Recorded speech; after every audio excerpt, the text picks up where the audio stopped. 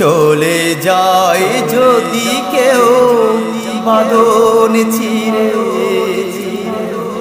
খাদিস কেন ভাঙা গড়ায় জীবন আসে সর্বক্ষণ। ইংরেজিতে একটি প্রবাদ আছে, ইউনিটি ইজ স্ট্রং। আমি আমার ড্রেসটা চেঞ্জ করে শুধুমাত্র প্রাক্তন শিক্ষার্থীদের পরিচয় তুলে ধরার জন্য আমি তোমাদের সাথে সহমর্মিতা প্রকাশ করে আজকে এই ড্রেসটা উপস্থাপন করছি।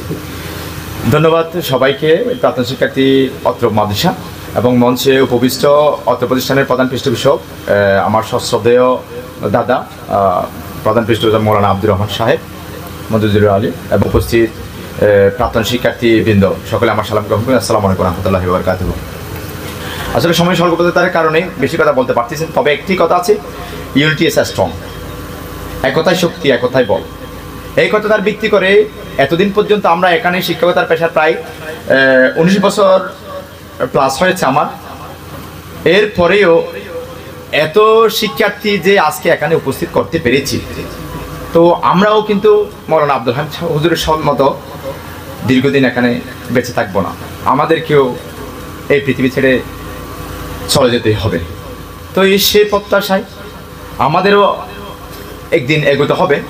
যেমন এক দেশের বাদশা হারুনে ওই শাহনামা কবি করেছিল যে মহাকবি ফেরদৌসিকে 40টা কবিতা শ্লোক করার জন্য তাকে 40,000 স্বর্ণমুদ্রা প্রদান করার কথা ছিল, কিন্তু তিনি তাকে সেই বাদশার দেয়া সেই প্রতিশ্রুতি অনুপাতে তিনি যদিও কাব্যগ্রন্থ রচনা করেছিলেন, শাহনামা কাব্যগ্রন্থ রচনা করেছিলেন, কিন্তু তিনি যখন মরে গিয়েছিলেন, শেষ পর্যন্ত মরার পরেই তার সেই পুরস্কারগুলো তাকে কবিকে যখন দাফন করা হচ্ছে, কবরে নিয়ে যাওয়া হচ্ছে, তখন বাদশাহ হারুনে প্রতারণা করে তার জন্য ওই কবর লাশের সময় তার পুরস্কারগুলো পেয়েছিলেন, যা তিনি মৃত্যু অবস্থায় দেখতে পাননি।